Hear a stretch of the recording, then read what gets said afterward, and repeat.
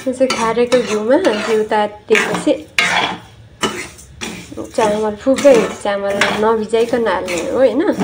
नभिजाइकन हालेर चाहिँ अनि मज्जाले यसरी रातो भइन्जेली भुट्ने हो। रातो भएर भुटिसकेपछि रातो भएपछि अनि यसरी यता दुध पनि पाक्दैछ। यो दुध चाहिँ यो सेल अब यो रातो भइसकेपछि सेलाउने हो, यसलाई निभाइदिने हो हैन। एकछिन सेलाउँछ अनि सेलाइसकेपछि त्यो दुध हालेर पकाउने हो। अनि मसलाहरू पनि अब मरिच ल्वाङ के हाल्ने हो, स्मेलहरू। त्यस पछाडि पकाएर खानुपर्छ, साह्रै मिठो हुन्छ नि। अहिले अब यो एकछिन मैले सेलाउनलाई छोडिदिएको छु है। यसरी अब यहाँ दुध पनि हालिसकेको छ, अब पाक्दैछ। बिस्तारै पाक्न दिने हो। अनि झन्डै खरो भुटेछु आज, अलिक बढी भुटिहालेछु क्या।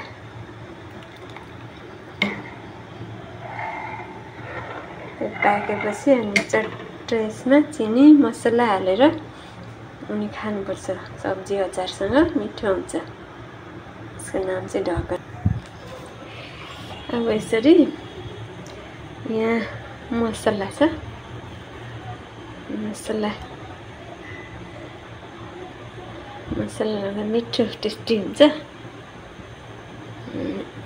चिनी चाहिँ स्वाद अनुसार लाउने हो, लास्टमा लाउनुपर्छ, डर छ फेरि।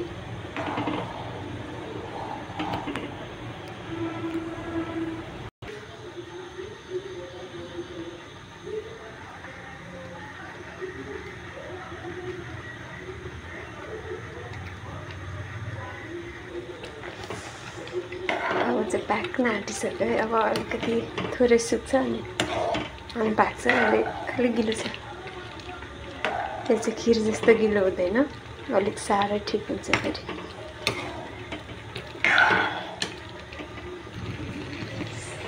ल अब चाहिँ यो फाइनल्ली पाकिसकेको छ।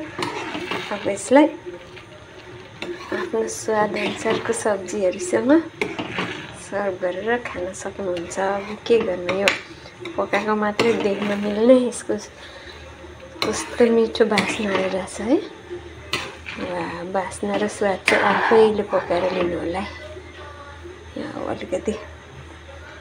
अलिकति लक्ष्मी मातालाई चढाऊ आज।